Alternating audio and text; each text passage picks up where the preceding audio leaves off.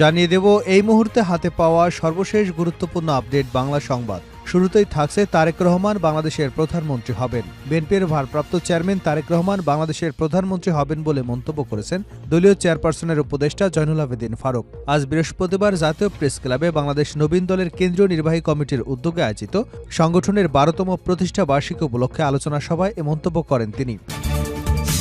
এবারে জানাবো আমরা সামরিক ট্রেনিং দেব যেন প্রত্যেক ছাত্র রাইফেল চালাতে জানে। বিএনপির স্থায়ী কমিটির সদস্য মেজর অবসরপ্রাপ্ত হাফিজউদ্দিন আহমেদ বীরবিক্রম বলেছেন, যুদ্ধ যদি তারা শুরু করতে চায় তাহলে এই যুদ্ধ তাদের দেশে গিয়েই শেষ হবে। তিনি বলেন, আমরা প্রত্যেকটি বাংলাদেশি নাগরিককে সামরিক ট্রেনিং দিয়ে প্রস্তুত করব যুদ্ধের জন্য। প্রত্যেকটি ছাত্র যেন রাইফেল চালাতে জানে। জানাবো ভারত বাংলাদেশ সম্পর্ক নিয়ে সুখবর দিলেন পরিবেশ উপদেষ্টা। ভারত এবং বাংলাদেশের দ্বিপাক্ষিক সম্পর্ক ভালোর দিকে যাচ্ছে বলেই জানিয়েছেন পরিবেশ, বন ও জলবায়ু উপদেষ্টা সৈয়দ রিজওয়ানা হাসান। তিনি বলেছেন, উভয় দেশই স্বাভাবিক সম্পর্ক চায়, কোনো নির্দিষ্ট দলের সঙ্গে নয়, ভারতের সঙ্গে সম্পর্ক হবে বাংলাদেশের সঙ্গে। এদিকে গণঅভ্যুত্থানের মধ্য দিয়ে হেলমেট বাহিনী যুগের অবসান ঘটেছে ডিএমপি কমিশনার। ঢাকা মেট্রোপলিটন পুলিশের কমিশনার শেখ মোহাম্মদ সাজ্জাদ আলী বলেছেন, ৫ই অগাস্ট গণঅভ্যুত্থানের মধ্য দিয়ে দেশে হেলমেট বাহিনী যুগের অবসান ঘটেছে। বৃহস্পতিবার বিকেলে ক্র্যাব মিলনায়তনে এক অনুষ্ঠানে এমন মন্তব্য করেন তিনি।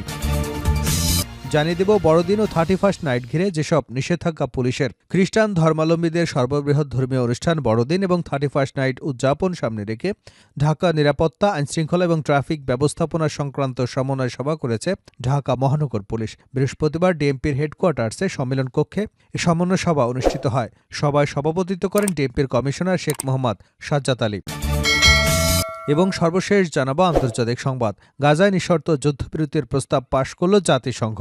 ফিলিস্তিনের গাজায় নিঃশর্ত এবং স্থায়ী যুদ্ধবিরতির প্রস্তাব পাশ করেছে জাতিসংঘের সাধারণ পরিষদ। জাতিসংঘের ফিলিস্তিনি শরণার্থী বিষয়ক সংস্থার ইউএনআরডব্লিউ এর সমর্থনেও আলাদা প্রস্তাব পাশ হয়েছে। ইসরায়েল আইন করে এই সংগঠনে তাদের দেশে নিষেধাজ্ঞা ঘোষণা করেছে। বুধবার পাশ হওয়া ওই প্রস্তাবে বলা হয়েছে, গাজা ভূখণ্ডে অবিলম্বে নিঃশর্তে স্থায়ী যুদ্ধবিরতি ঘোষণা করতে হবে। কর্মকর্তাদের মতে গত এক বছরেরও বেশি সময় ধরে চলা এই যুদ্ধে গাজায় প্রায় ৪০,০০০ মানুষ নিহত হয়েছেন। এতক্ষণ শিরোনাম শুনছিলেন, এবার বিস্তারিত। প্রিয় দর্শক, আপনি যদি এই চ্যানেলে নতুন হয়ে থাকেন, ভিডিওটি দেখতে দেখতে চ্যানেলটি সাবস্ক্রাইব করে আমাদের সঙ্গে থাকুন। আর এই ভিডিও সম্পর্কে আপনি আপনার মূল্যবান মতামতটি কমেন্ট বক্সে জানিয়ে দিন। আর হ্যাঁ প্রিয় দর্শক, জানিয়ে দিন ভিডিওটি কোথা থেকে দেখছেন। তারেক রহমান বাংলাদেশের প্রধানমন্ত্রী হবেন। বিএনপির ভারপ্রাপ্ত চেয়ারম্যান তারেক রহমান বাংলাদেশের প্রধানমন্ত্রী হবেন বলে মন্তব্য করেছেন দলটির চেয়ারপারসনের উপদেষ্টা জয়নুল আবেদিন ফারুক। বৃহস্পতিবার জাতীয় প্রেস ক্লাবে বাংলাদেশ নবীন দলের কেন্দ্রীয় নির্বাহী কমিটির উদ্যোগে আয়োজিত সংগঠনের ১২তম প্রতিষ্ঠা বার্ষিকী উপলক্ষে আলোচনা সভায় এ মন্তব্য করেন তিনি। জয়নুল আবেদিন ফারুক বলেন, ভারত কি চায়?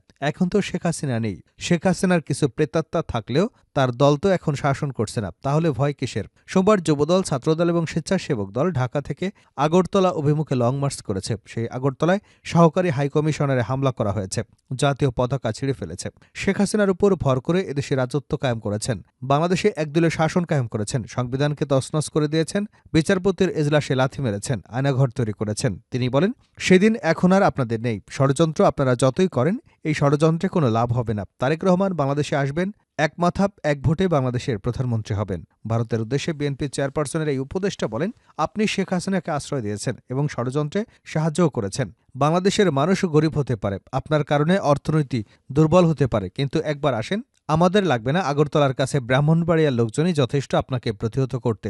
সেজন্য কথাবার্তা একটু ভালো করে বলা দরকার। তিনি বলেন, আপনারা চেয়েছিলেন শেখ হাসিনার মাথায় হাত রেখে বাংলাদেশকে 7 সিস্টারের মতো 8 সিস্টার বানাবেন। কল্পনা করে গেছেন, কিন্তু লাভ হয়নি। শেখ হাসিনা আশ্রয় নিয়েছে আপনার কাছে। যদি সত্যি আপনি গণতান্ত্রিক দেশ হন, যদি বিশ্বের বৃহত্তম গণতান্ত্রিক দেশ হয়ে থাকেন, আপনার উচিত ছিল শেখ হাসিনাকে আশ্রয়ের পর যখন তার পাসপোর্টের মেয়াদ শেষ হয়ে গেছে, তাকে 1 মিনিটের জন্য না রেখে ডক্টর ইউনূস সরকারের কাছে হস্তান্তর করা। তাহলে আমরা বিশ্বাস করতাম আপনি বাংলাদেশের মানুষকে সম্মান করেন।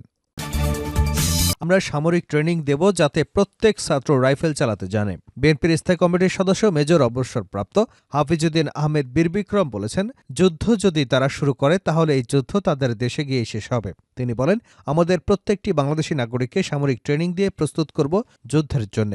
প্রতিটি ছাত্র যেন রাইফেল চালাতে জানে। সামান্য ফিল্ড ক্রাফট মিলিটারি ট্রেনিং আমরা তাদের দেব, যাতে করে কেউ যেন আমাদের দিকে রক্তচক্ষু নিয়ে তাকাতে না পারে। আমরা যুদ্ধ করে জয়ী হয়েছি, চিরকাল জয়ী হবে বাংলাদেশ। বৃহস্পতিবার রাজধানী জাতীয় প্রেস ক্লাবে আব্দুস সালাম হলে বাংলাদেশ জাতীয়তাবাদী মুক্তিযোদ্ধা দল আয়োজিত পতিত স্বৈরাচার শেখ হাসিনার পৃষ্ঠপোষক ভারত সরকার এবং তাদের গণমাধ্যমের অবিরাম মিথ্যা প্রচারণা এবং ষড়যন্ত্রের প্রতিবাদ শীর্ষক আলোচনা সভায় প্রধান অতিথির বক্তৃতায় একথা বলেন তিনি। কর্নেল হাফিজ বলেন, আমাদের জাতির বিরুদ্ধে আগ্রাসন চালাতে গেলে বারবার তাদেরকে চিন্তা করতে হবে। যত বড় শক্তি হোক, আরে ভারত তো কিছুই না, এর থেকে বড় শক্তিও যদি আসে তাহলেও বাংলাদেশকে পদানত করতে পারবে না।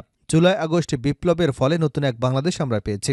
নতুন এক বাংলাদেশ আমরা সৃষ্টি করব, যেখানে কোনো বৈষম্য থাকবে না, যেখানে স্বাধীনতার সার্বভৌমত্ব নিয়ে কেউ কোনো কটাক্ষ করতে পারবে না, কোনো ভারতীয় দালাল বাংলাদেশে থাকতে পারবে না। এখন আর কথা বলার সময় নেই, এখন অ্যাকশনে যাওয়ার সময়। বিএনপি চেয়ারপারসনের উপদেষ্টা অ্যাডভোকেট সৈয়দ মোয়াজ্জেম হোসেন আলাল বলেন, ১৯৭১ সালে ১৬ ডিসেম্বরের পর অনেক মুক্তিযোদ্ধা তৈরি হয়েছে, যেমন ৫ আগস্টের পরে অনেক জাতীয়তাবাদীর সৈনিক তৈরি হয়েছে। দুঃখজনক হলেও সত্য যে ৭১ সালে অনেকেই মুক্তিযুদ্ধ না করেও রাজাকারের সঙ্গে ছবি তুলে পরবর্তীকালে মুক্তিযোদ্ধা হিসেবে নাম লিখিয়েছে। এই ইতিহাস বর্তমান প্রজন্ম বা পরবর্তী প্রজন্ম জানবে কিনা আমার জানা নেই। ভারত বাংলাদেশ সম্পর্ক নিয়ে সুখবর দিলেন পরিবেশ উপদেষ্টা। ভারত ও বাংলাদেশের দ্বিপাক্ষিক সম্পর্ক ভালোর দিকে যাচ্ছে বলে জানিয়েছেন পরিবেশ, বন এবং জলবায়ু উপদেষ্টা সৈয়দ রিজওয়ানা হাসান। তিনি বলেছেন, উভয় দেশেই সম্পর্ক স্বাভাবিক চায়, কোনো নির্দিষ্ট দলের সঙ্গে নয়, ভারতের সম্পর্ক হবে বাংলাদেশের সঙ্গে। বৃহস্পতিবার বিকেলে সচিবালয় সাংবাদিকদের সঙ্গে মত বিনিময়কালে পরিবেশ উপদেষ্টা এসব কথা বলেন। রিজওয়ানা হাসান এ সময় বলেন, বাংলাদেশের মানুষ একজন শাসকের বিরুদ্ধে তাদের অবস্থান জানিয়েছেন। সেই বিতাড়িত শাসককে আশ্রয় দিয়েছে প্রতিবেশী এক দেশ। এর বিরুদ্ধে তো বাংলাদেশের মানুষ কথা বলবেই। সেই সঙ্গে সুখবর দিয়ে তিনি বলেন, আমরা চাই কোনো দলের সঙ্গে নয়, বাংলাদেশের সঙ্গে ভারতের সম্পর্ক হবে, আর এই সম্পর্ক এখন ভালোর দিকে যাচ্ছে। গণঅভ্যুত্থানের মধ্য দিয়ে হেলমেট বাহিনীর যুগের অবসান ঘটেছে ডিএমপি কমিশনার। ঢাকা মেট্রোপলিটন পুলিশের কমিশনার শেখ মোহাম্মদ সাজ্জাদ আলী বলেছেন, ৫ আগস্ট গণঅভ্যুত্থানের মধ্য দিয়ে দেশে হেলমেট বাহিনী যুগের অবসান ঘটেছে। বৃহস্পতিবার বিকেলে ক্র্যাব মিলনায়তনে এক অনুষ্ঠানে এমন মন্তব্য করেন তিনি। ডিএমপির কমিশনার বলেন, পুলিশ সেবাদানকারী প্রতিষ্ঠান, অন্যায়ভাবে মামলা দেওয়া পুলিশের কাজ নয়। এসব যারা করেছে তাদের সবাইকে বিচারের আওতায় আনা হবে। এ সময় ছাত্র জনতার আন্দোলনে পুলিশ কর্মকাণ্ডের জন্য আবারও ক্ষমা চান তিনি আরও বলেন, নতুন বছর উদযাপনে ঢাকায় এখনও কোনো নিরাপত্তার ঘাটতি নেই। ঢাকাবাসীকে সেবা প্রদানে পুলিশের পক্ষ থেকে যাতে কোনো কার্পণ্য করা না হয় সেদিকে খেয়াল রাখার কথাও বলেন তিনি। এরপর ক্র্যাব সদস্যদের সন্তানদের মধ্যে শিক্ষাবৃত্তি এবং বার্ষিক ক্রীড়া প্রতিযোগিতার বিজয়ী সদস্যদের পুরস্কার হাতে তুলে দেন। শেষ করছে আন্তর্জাতিক সংবাদ দিয়ে। গাজায় নিঃশর্ত যুদ্ধবিরতির প্রস্তাব পাশ করল জাতিসংঘ। ফিলিস্তিনের গাজায় নিঃশর্ত এবং স্থায়ী যুদ্ধবিরতির প্রস্তাব পাশ করেছে জাতিসংঘের সাধারণ পরিষদ। জাতিসংঘের ফিলিস্তিনি শরণার্থী বিষয়ক সংস্থার ইউএনআরডব্লিউ এর সমর্থনেও আলাদা প্রস্তাব পাশ হয়েছে। ইসরায়েল আইন করে এই সংগঠনকে তাদের দেশে নিষিদ্ধ ঘোষণা করেছে। বুধবার পাশ হওয়া ওই প্রস্তাবে বলা হয়েছে, গাজা ভূখণ্ডে অবিলম্বে নিঃশর্তে স্থায়ী যুদ্ধবিরতির ঘোষণা করতে হবে। কর্মকর্তাদের মতে, গত ১ বছরেরও বেশি সময় ধরে চলা এই যুদ্ধের ফলে গাজায় ৪০,০০০ মানুষ নিহত হয়েছেন। এই প্রস্তাবকে অবশ্য প্রতীকী পদক্ষেপ বলে মনে করা হচ্ছে, কারণ ইসরায়েল এবং যুক্তরাষ্ট্র তা খারিজ করে দিয়েছে।